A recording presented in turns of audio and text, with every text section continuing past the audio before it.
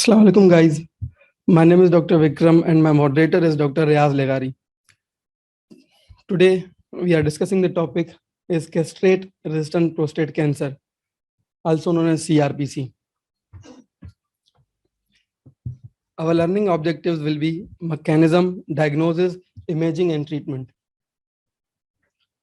So starting from the introduction, prostate cancer is the second most common malignancy and is the second leading cause of cancer mortality among men in United States and Europe. Approximately 7% of men in United States initially present with metastatic disease. In some Far East countries of Asia, the rate of metastatic cancer on presentation is as high as 64%. As per Karachi year 2000 and Punjab cancer registries, the incidence of prostate cancer is low in this region as compared to the rest of the world. For the past 70 years, androgen deprivation therapy has been the mainstay of therapy for metastatic prostate cancer. Older generation of anti-androgens such as baclutamide were the standard approach to treat castrate-resistant prostate cancer. The median survival is metastatic CRPC is approximately 35 months. So defining the castrate-resistant prostate cancer is defined by 3 consecutive rise in PSA from its nadir, or symptomatic progression of despite a favorable biochemical response or appearance of a new metastatic lesion following ADT in the presence of a castrate serum testosterone level, which is less than 50 nanogram per deciliter or 1.7 nanomole per milliliter. So basically the mechanism depends on androgens. Whether there are 2 pathways. One pathway is androgen dependent and the another is androgen independent. But keep in mind the both pathways are related to the androgens, whether it is independent or it is dependent. So what happens in the androgen dependent pathway? The prostatic cells depends primarily on the androgen receptors for growth and survival. When the androgen receptors is inactive, it is bound to a heat wake shock protein in this cytoplasm of the prostate. The dihydrotestosterone, which is approximately 13 times more potent than testosterone, is attached to the androgen receptors and bound and attached to the testosterone receptors of androgen, and it's bind and pass into the nucleus of prostatic cells, and androgen response system is activated. And by activating this androgen response element, there is increase in PSA, increase in growth, increase in survival of the prostate or prostatic cancer. And another mechanism which is androgen independent in prostatic cancer relies on various cellular pathways, some involving the androgen receptor and other bypassing it. In the former type of pathway, a mutated androgen receptor may be activated by various ligands. In addition, deregulated growth factors and cytokines can activate androgen receptors, usually with the help of androgen receptor activators. The androgen receptor may be amplified and therefore activated by reduced level of dihydrotestosterone. I will simplify it later that how this mechanism works, because it could be difficult to understand by these pathways. So different mechanisms are involved in CRPC, and among this, androgen receptor amplification or hypersensitivity pathway. In this, low levels of androgens persist despite androgen blockage with ADT. Within this microenvironment, a subset of cell developing sensitivity to these low level of androgens through amplification of the androgen receptor or hypersensitivity pathway. The amplification enables CRPC to be hypersensitive to low level of androgen, which promote progression of disease. Now, look at this. This is the androgen receptor amplification pathway. What happens here? Even the low level of testosterone will activate this pathway, and this what happens? The threshold of the androgen receptors will decreases. Even some androgen will activate this pathway, and through the amplification is none other than the multiplications of these receptors. And through the amplification, what the receptor numbers increases, hypersensitivity occurs, and which leads to increase in the reaction. And another is androgen receptor mutation and alteration splicing. Specific androgen receptor mutation and splice variant depleting the ligand binding domain provide an additional pathway for androgen escape in prostate cancer cells by providing androgen receptor variant that are no longer dependent on androgen ligands for activation. The predominant androgen receptor splice variant 7, ARV7, has been strongly associated with castrate resistant and overall poor prognosis. That it might be some difficult to understand this. So this was the pathway which I was explaining. Androgen receptor mutation and alternate splicing. Now what occurs here? What happens here? Androgen receptor mutation occur. On the receptor level, the decoding of DNA occurs. So when the androgen receptor are mutated, they are activated by any cytokines, any growth factor. Now they are not dependent on androgens for their activity. They can activate by cytokines as well. That's why it's called androgen independent. But yes, ultimately they will the reaction will be the same. And the third mechanism is altered androgenesis. Intratumoral levels of androgens in CRPC model have been established to be the same as or even higher than in eugonadal man, suggesting that there is an alternate androgen production. This is likely due to the androgen production, especially of androgen precursors of adrenal origin, such as dihydroepiandrosterone, also called DHEA, and its sulfated form, DHEAS, which can be converted to a highly active dihydrotestosterone via a backdoor pathway. The alternate pathway referred to as 5-alpha-dione pathway, which contribute to de novo production of steroids and androgens. It has been demonstrated to predominate in CRPC. Now, what happens here? Steroidogenesis. Steroidogenesis can be activated by the intratumoral androgen productions. Now, intratumoral production occurs, steroidogenesis occurs, and the level of androgen increases. And another could be the extra testicular androgens. Androgens can be secreted by the two ways. One by the androgen adrenal cortex, which is in less quantity. I think it's about 10%, and the majority of the androgen is secreted by the testes, which is 90%.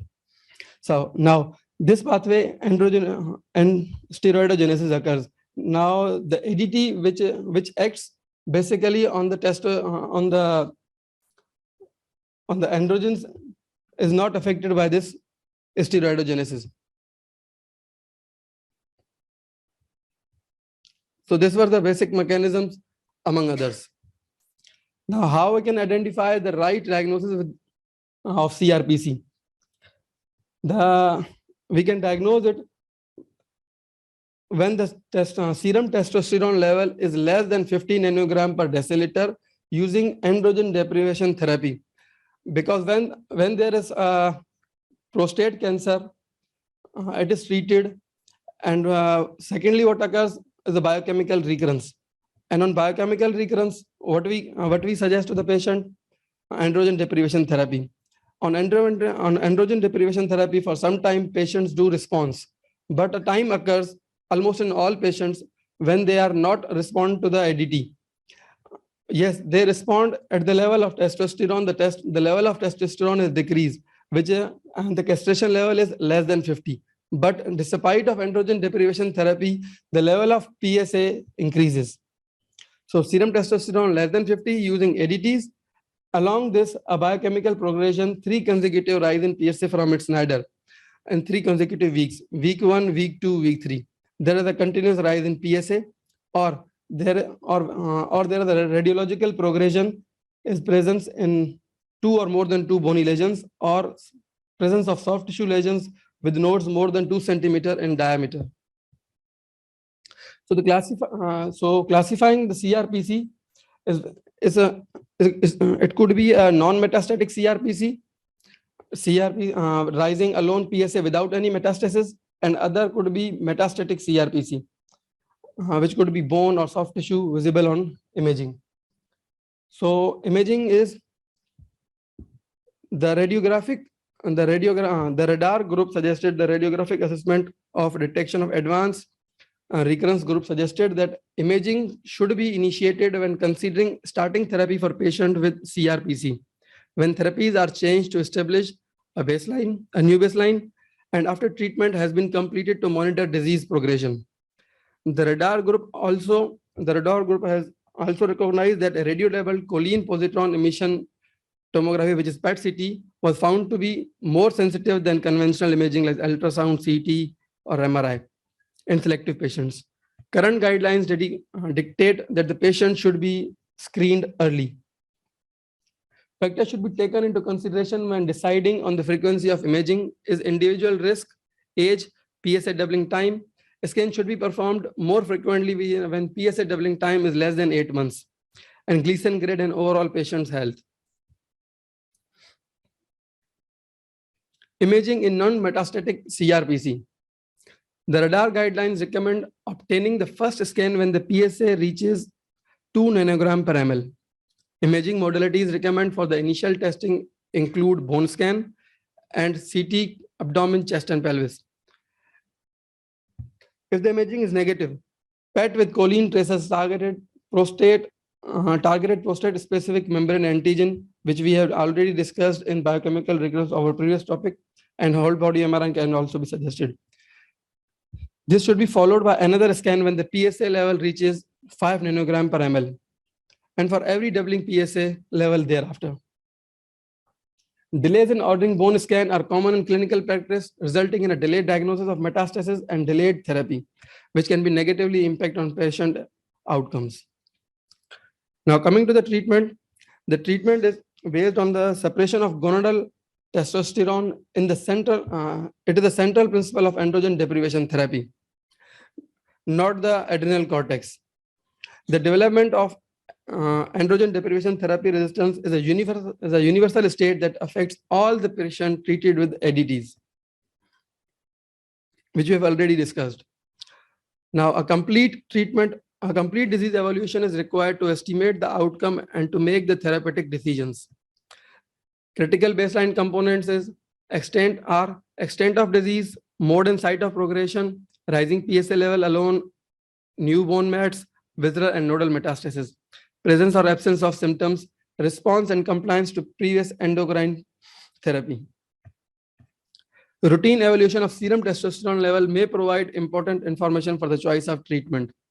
To suspect treatment non-compliance or the choice of prior treatment involved regimen known not to result in sustained suppression of castrate level of testosterone. It means we are using the LHRH or we are using any androgen deprivation therapy, the castration levels are not achieving, which is less than 50. So we can suspect if there is non-compliance or there is no treatment response, we can switch up to another we can switch this monotherapy with the non-steroidal another agent like low dose estrogen or 5-alpha reductase inhibitors. The general consensus is to maintain all the patient on LHRH agonist or other antagonist indefinitely, even during the course of subsequent therapies, including chemotherapies. Verify castrate level, and if it is not then less than 50, then alternate LHRH antagonist, or whether any an orchiectomy. Define treatment objective of the patient as well, whether we are going for palliative versus prolonged survival. So coming to the M0 CRPC, non-metastatic CRPC, an increased number of patients now begin on ADT at very early stage of their disease course, often at the first sign of rise in PSA after local therapy before metastasis. Unlike recently, there was no consensus regarding the most appropriate management for patient with M0 disease, although the sequential endocrine using approach, first generation non-steroidal antagonist agents, which are bicalutamide, or it could be a ketoconazole, was the most commonly used modalities. This all changed in 2018 when FDA approved apalutamide, and enzalutamide, which are non-steroidal second generation potent androgen receptor antagonists. So this is the enzalutamide, which used in 160 milligram per oral per day, which can be administered with food or without food. And now the mechanism involved in enzalutamide, it inhibits androgen receptor testosterone binding with higher affinity than biagglutamide here. And enzalutamide receptor inhibition blocks the activation change induced by enzalutamide receptor inhibition blocks the activational change induced by androgen receptor testosterone binding, and enzalutamide inhibits androgen receptor nuclear translocation and DNA transcription here, and also it lacks partial androgen receptor agonist activity that occurs with biagglutamide resistance. Now coming to the metastasis CRPC, it includes cytotoxic chemotherapy. The most common metastatic site in these patients is bone, which is manifested by diffuse osteoblastic lesions, soft tissue, or visceral metastasis. It is uncommon. Quantitative method to evaluate circulating tumor cells and various PSA construct are this goal is among the post-treatment strongest prognostic significance if we are achieving the PSA reduction is more than 30% on these chemotherapeutic agents. Most of the chemotherapeutic agents available in oncological practice have been used in patients with CRPC either as a single agent or in a combination therapy, which is cyclophosphamide, 5-fluorouracil, doxorubicin, etoposide, cisplatin, carboplatin, among others. And yes, mitoxantrone and docetaxel. The above mentioned are no longer being used, but yes, we are still using mitoxantrone and doxetaxel in resistant cancer. So mitoxantrone is a first step forward in the chemotherapeutic management of CRPC with its maximal palliative effect in combination with low dose steroids. Even though the use of first-line mitoxantrone has dramatically declined with advent of more effective chemotherapy such as docetaxel and carbazitaxel. Bezotaxel is still sometimes useful for patients with docetaxel and carbazitaxel refractory disease. Coming to the docetaxel is a standard first-line chemotherapy for metastatic castrate-resistant prostate cancer. It prolongs progression-free and overall survival, reduces pain, and improves quality of life. Docetaxel is believed to have a twofold mechanism of anti-neoplastic activity, which is by inhibition of microtubular polymerization, attenuation of the effect of BCL2 and BCL-XL gene expression. Basically, these two mechanisms induce apoptosis. And another is the disrupt the translocation of ligand-bound androgen receptor from cytoplasm into the cell. The initial dose as a single agent is 75 milligram per meter square given every 3 weeks. The potent adverse effect is myelosuppression, which is manifested by neutropenia, and another is fatigue, peripheral edema, neurotoxicity, hyperlacrimation, and nail dystrophy. Now, carbataxel. Carbazitaxel has emerged as a second-line chemotherapy option for patients for metastatic castrate-resistant prostate cancer who have had progressive disease during or after docetaxel treatment. The drug showed to be active in docetaxel sensitive as well as docetaxel resistant tumor as well. The pathway of the both drugs are almost same. What does this drug do? Carbazitaxel is a novel tubulin binding taxane that differs from docetaxel because of its poor affinity for glycoprotein P and the adenosine triphosphate dependent drug efflux pump. 25 milligram, and the dose is 25 milligram per meter square, administered as a 1 hour intravenous infusion every 3 weeks in combination with oral prednisolone, 10 mg administered daily throughoutly. And the adverse effects are almost same: neutropenia, diarrhea, fatigue, nausea, and hypersensitivity. We can also use the platinum agent, but this platinum agents are not commonly used because these are reserved for the more aggressive disease. Although platinum containing drugs like cisplatin and arboplatin are generally not widely used for nor FDA approved in the unselected patients. One such group, the patient small cell neuroendocrine, which is anaplastic prostate cancer, also called aggressive variant prostate cancer. These tumors rapidly develop visceral metastasis, especially liver, and may present with retroperitoneal mass. Interestingly, patients with this tumor phenotype either stop expressing PSA in the presence of major tumor progression or even have undetectable PSA. Radiation therapy is effective and should be considered in cases with bulky tumors or with brain metastasis. A combined chemoradiotherapy is frequently necessary to assess maximal disease control. Despite high initial response rate with chemoradio, the prognosis of these patients of anaplastic disease is poor, and the survival is less than 12 months. Now, the next generation hormonal therapies, it has been recognized that androgen receptor and ligand dependent androgen receptor signaling commonly remain active and upregulated in men with castrate level of testosterone. Standard hormonal therapies such as LHRH antagonist or antagonist inhibits gonadal androgenesis, but do not affect androgen synthesis from adrenal or the extra-adrenal, which is intratumoral source that may account of 10% of total androgen production, which we have already discussed that 90% is secreted by the testes and another 10% is secreted by the adrenal gland. And another, the tumor also secretes the steroids. Now, these hormonal therapies include abiraterone, which is a cytochrome P450 inhibitor. It is an oral selective inhibitor of cytochrome P450 isoform 17 as a key regulator of extragonadal androgen synthesis, which can be taken 4 tablets, 1000 milligram per oral, with prednisolone 5 mg per oral every 12 hours. Take an empty stomach or postprandial 2 hours after the meal. The mechanism of the abiraterone, as I already said, this is the extragonadal androgen. It acts on the extragonadal androgen synthesis. Now, what happened? ACTH is secreted by the pituitary gland, and the pituitary gland acts on the adrenal cortex of the adrenal gland, which secretes the androgens, and this pathway go on. And this is a pathway. ACTH and secretes androgens. Androgens is pregnenolone, which is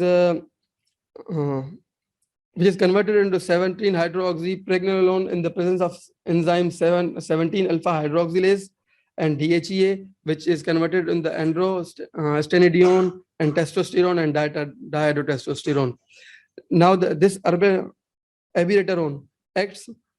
What is that? It inhibits the 17-alpha-hydroxylase.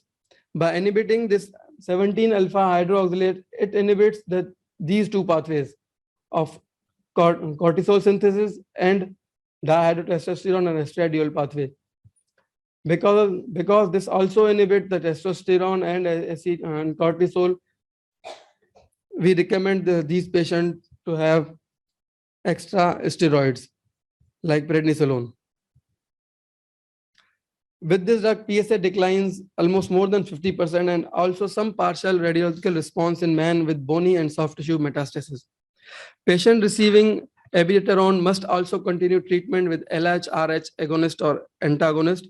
As we have already discussed, that this LHRH antagonist acts on the androgens which are synthesized by the testosterone, not by the extragonadal synthesis. Now comes the immunotherapy. Cancer immunotherapy refers generally to approach that attempt to treat cancer by activating immune response against malignant cells while overcoming tumor-induced tolerance. It produces several tissue-specific proteins that may serve as tumor antigens. These include PSA, prostatic acid phosphatase, and others. In this vaccine, we have Sapulosil T, which is an active cellular immunotherapeutic agent, autologous peripheral blood mononuclear cells activated in vitro by a recombinant fusion protein, prostatic acid phosphatase used to granulocyte monocyte colony stimulating factor. This can be administered in 3 doses at approximately 2 weeks interval. Now, what happens with this immunotherapy, Sapulosil? The blood is the sample is taken from the patient's own blood, and the autologous dendritic cells are taken out by the electrophoresis and cultured in vitro in the presence of prostate acid phosphatase and granulocyte monocyte colony stimulating factors. These what happens when we do culture in the presence of this enzyme? This enhance immune system. This enhance the immune system, and this immune system and this drug is administered in this in the patient we have already in the same patient we have infused. Now what happened? The infused drug is taken out by the antigen presenting cells, which activates the T cells, and the T cells proliferate, which ultimately attacks on the cancer cells. This is the pathway. This is a safe pathway because we are taking blood of the same patient, and we are just doing enhancing the immune system of the patient, and this immune system ultimately act on the cancer cells. As Sapulosil T is composed of the patient's own dendritic cell, the risk of inappropriate immune activation against vaccine component is low, while immune stimulation against the targeted antigen maximized. So here up to here we had this presentation, and now moving forward to the palliative management, pain and epidural cord compression. Patients with back pain and a history of bone metastasis should be evaluated for epidural cord compression. The clinical syndrome often include at least one of the following signs and symptoms: back pain, focal neurological deficit, which is leg pain, and another is sensory levels, which are affected first, or change in the bladder or bowel control. Initial management of suspected cord compression includes immediate MRI of the spine and initiation of a high-dose intravenous corticosteroid therapy, which is injection dexamethasone ranging 16 to 100 milligram daily. Patient often administered 10 milligram of dexa, which is loading dose, followed by a 4 to 10 milligram 6 hourly. On improvement of system, taper down the drug in 2 or 3 weeks. Definitive treatment should include radiation therapy, surgical decompression, or it could be both. So when we are approaching to the bone targeted therapies, the external beam radiation or radium 223. Vertebral collapse or in case of vertebral collapse or deformity, we suggest the patient bisphosphonates. If there is a pathological fracture, cementation is advised, and if there is a cord compression, decompression and advised, and if the cord compression is impending, we advise the patient corticosteroids in the mentioned dose. And the bisphosphonates are inhibit. What does they do? Inhibit osteoclast and mediate bone resorption. Highly effective and reduced bone pain. Injection zoledronic acid 4 mg can be given, but the potential side effects are jaw necrosis. These drugs has no survival benefit, but yes, they can reduce pain, bone pain. Now, radiopharmaceuticals as radium 223 is a novel alpha emitting radiopharmaceuticals that the FDA has approved for the treatment of symptomatic bone metastasis in CRPC patients with visceral metastasis or bulky lymph node disease. The recommended dose is 15 kb/q per kg intravenously every 4 weeks for a total of 6 cycles. What does they do? The radium dichloride, it is a radioactive isotope that emits low level of alpha particle radiation. When we inject this drug will come near to the bony lesions. The alpha particle radiations cause double strand break in DNA, which kills the cells. It accumulates preferentially in the area of bone that are undergoing increased bone turnover where bone mass forms. The EUA guidelines regarding the life prolonging treatment of castrate-resistant disease is to ensure that testosterone levels are confirmed to be less than 50 nanogram per deciliter before diagnosing CRPC. Counsel, manage, and treat patient with metastatic CRPC in a multidisciplinary team. Strong indicate these three are the strong indicators. Treat patients with metastatic CRPC with life prolonging agents. Base the choice of first treatment on the performance status, symptom comorbidities, location and extent of disease, patient preference, and on the previous treatment of hormone sensitive metastasis. Offer patients with metastatic CRPC who are candidates for cytotoxic therapy, docetaxel with 75 milligram per meter square every 3 weeks. We have already discussed. Offer patients with metastatic CRPC and progression life prolonging treatment options, which include abiraterone, carbazitaxel, enzalutamide, and radium dichloride. Base further treatment decision and metastatic CRPC on pre-treatment prostatic response to previous treatment, symptom comorbidities, extent of disease, and patient's preference. Offer carbazitaxel to patients previously treated with docetaxel and progression within 12 months of treatment with abiraterone or enzalutamide. Supported treatment of CRPC is offer bone protective agents to patients with MCRPC and skeletal metastasis to prevent osseous complications. Monitor serum calcium and offer calcium and vitamin D supplements when prescribing either denosumab or bisphosphonates. Treat painful bone mets early on with palliative measures such as external beam radiation therapy and advocate use of analgesia. In patients with spinal cord decompression, that start immediate high-dose corticosteroid and assess for spinal surgery followed by radiation. Offer radiation therapy alone if surgery is not appropriate or recommended. And in non-metastatic CRPC, offer apalutamide, darolutamide, or enzalutamide to patients with M0 CRPC and a higher risk of developing metastasis. We can estimate whether if the PSA doubling time is less than 10 months to prolong the time of metastasis. Thank you. Thank you. So we have especially requested Dr. Narjis to participate in our forum. So thank you, Dr. Narjis, for coming. So what is your take on metastatic CRPC? First of all, that was a very good presentation, better than many medical oncologists would do. So congratulations. बहुत अच्छा किया. So आपने जो दिखाया बहुत simple है. It's self-explanatory, every slide. And this is what we do in practice.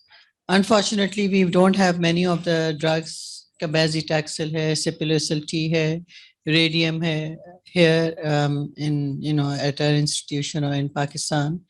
But the other drugs, abiraterone, first line, upfront, docetaxel, abiraterone, these are the drugs that we have been using.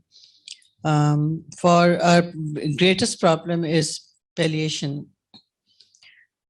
We start with docetaxel or abiraterone in first line, and when they progress and have pain, that's when the problem begins. Offering good palliation, pain control, and with analgesics, or lack of drugs, agents like radium-223, which would actually make life much more comfortable, not only for the patient, but for the treating doctors also. So that's where we are lacking. बाकी drugs जो हैं वो हमारे पास हैं जो शुरू में हम use करते हैं. We have bisphosphonates, we have zoledronic acid, as well as pymetonate for patients who have renal insufficiency. That's it. I think ortho. बाकी ये कि what you showed in the first few slides, defining what is prostate, hormone refractory prostate cancer, and how to go about, when do you do your PSA levels, And when do you first start screening with bone scan or PSMA scan? That's the most important. And because we have so many patients, we sometimes miss out on these things. We either do the test too early or we do them too late. So I think just like, now our bladder cancer is streamlined with Dr. Arsalan looking at all early stage bladder cancer. Similarly, I think we should divide teams from both sides, urology as well as medical oncology. So our prostate cancer patients also get streamlined so that we order the test at the right time, at the correct time. Right. For instance, after BSO in hormone sensitive prostate cancer, most literature suggests that the first PSA should be done after 6 months. You can do it at 4 months according to some guidelines, but we often see patients coming with the first PSA at 6 months or 4 weeks, at 6 weeks or 4 weeks post BSO. That is not recommended. That's too early. Similarly, when we are looking at patients who are developing, who are becoming castrate resistant, we sometimes do them too late. And sometimes patients don't come, there's problems with travel, compliance, but a lot of times we also miss out. So I think we have to streamline our patients, these patients. अच्छा बेटा, इसकी जो MRCP CRPC की classification है non metastatic metastatic, metastatic तो ठीक है, जो नॉन मेटास्टेटिक ये पॉपुलेशन कौन सी वाली होती है? ये लोकली एडवांस और लोकलाइज्ड डिजीज वाली पॉपुलेशन है या ये?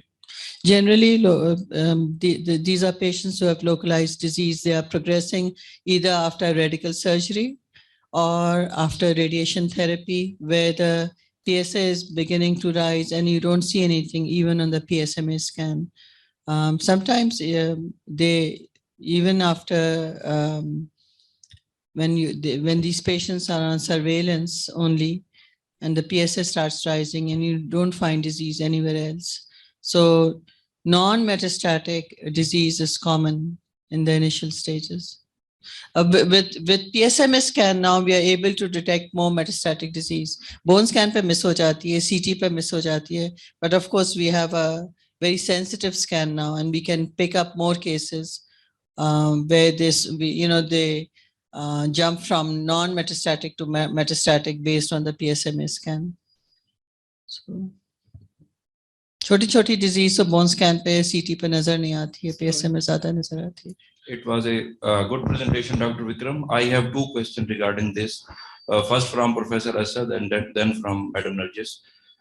As all we know that CRPC has a specific criteria, like serum testosterone should be less than 50 nanogram per deciliter, as well as the biochemical progression, as well as radiological progression. Biochemical progression can be assessed by serum PSA. But for radiological progression, we have different imaging modalities like bone scan, CT scan, and MRI. Yes, so should we offer one by one in suspicion of CRPC patients, like bone scan can only tell us about the bony mets, and what's about the visceral mets? Should we offer CT scan? And then what's about the lymph node? Only PSMA PET scan is sufficient. So what's the imaging modality should be offered step by step in these cases? No, I think your question is mixing many things. First of all, if there is a biochemical recurrence and you want to image or confirm the biochemical recurrence, whether the recurrence is there, which can be picked up by any modality, then the modality of choice is MRI. So you should start from MRI. That's from the angle of a surgeon. But if your question is about something called labeling a person with this term CRPC, then imaging comes at a very later stage. First of all, you have to go through many different stages, as Dr. Narjis has said, that you must be able to measure serum testosterone level unless and until you do it and see it in comparison to biochemical recurrence. you will not be able to justify your definition of CRPC. So that is very important. Rather than jumping onto imaging techniques and putting your finger on something called metastasis or non-metastasis, that's a different picture. So first of all, you first define your patient, in which category the patient is, and then you move on. Don't mix everything, otherwise everything will be jumbled up. And what happens these days is, जब आपको कुछ समझ में नहीं आता, you always go towards PET CT scan, because it will tell you anything what's happening in the body. Because we are having a lot of patients who come to us and they say that we have been watching our body weight, and since it is getting down, so please do PET CT because there is something happening in my body. So there is some cancer which is there. So that is not the way the science has to be played, right? So you must clear your intention first. The intention should be that you should define your patient rather than putting your patient into different groups. Thank you. And Can I add also? So like Dr. said, once you label CRPC, you do your serum testosterone and you follow the rise in PSA and you're sure now you have CRPC, right? So sometimes it all depends. You have to look at the patient. If the patient comes with severe bone pain, say in one area or back pain, you don't need a PSMA scan. आप सिर्फ bone scan करा लें या MRI spine करा लें, and you will have your answer. PSMA scan is important when the patient is really asymptomatic. The serum testosterone is castrate. The PSA is rising. Patient doesn't have many symptoms. You know that your bone scan or your MRI spine or your CT will not give you the answer. Usme you may want to consider PSMA scan at some point. Bada PSA or koi symptoms nahi hai. But if the patient has symptoms, cough or back pain or bone pains, you may want to start with a simpler test like a bone scan or CT scan. Because remember, PSMA scan is an expensive scan. You don't want it for every patient who has CRPC. And like Dr. Asad said, you have to do it at the right time. So don't jump to PSMA scan for every patient with CRPC. You may find your answer even with a simpler scan. And another question is that if patient is diagnosed of CRPC, and we also know that these are different criteria, even using the ADT. And when patient comes to you and you have to start, we have different options like hormonal immunotherapy, as well as first line and second line chemotherapy, as well as pharmotherapy like radium 223. And if patients comes, then what initially we have to stop the ADT and then start one of them, any treatment modality. So if the patient has been on anti-androgens, bicalutamide, you first stop it. You continue with your LHRH inhibitor if the patient has been on it. Sometimes we are giving, many of our patients are on combined blockade. So you stop your anti-androgen and reassess with a repeat PSA and then look at the trend. So first, you're not going to jump to any treatment. One more thing, the doses that you have shown of bicalutamide and of abiraterone, those used to be the standard doses. Now, this last year, the guidelines have now suggest and the literature suggests that you don't have to give, wo jo hum dete na, bicalutamide 150 milligram a day. 50 milligram is an acceptable dose even to start with. पहले हम ये करते थे 150 नहीं tolerate करो तो नीचे आ जाएं, या 50 tolerate करा ऊपर चले जाएं. 50 is now considered a good dose because here you're also trying to maintain the quality of life. So patients will, they complain a lot of generalized weakness, especially when you start agents like bicalutamide. So 50 is a good dose to give. Ab hum 50 de rahe, hum kisi ko 100, 150 nahi de rahe. Dusra, even abiraterone, it's a toxic drug. Generalized weakness, you have to monitor the LFTs. So now they are suggesting you don't have to use 1000 milligram per day. You can go down to 500 or 250. So this comes with experience. Huh? When you keep using the drugs and you realize that you are causing maybe more harm than good, or you're giving toxicity that is unacceptable to the patient, So the guidelines are now suggesting that come down on the dose rather than switching to another agent, उसी को कम करके देखें.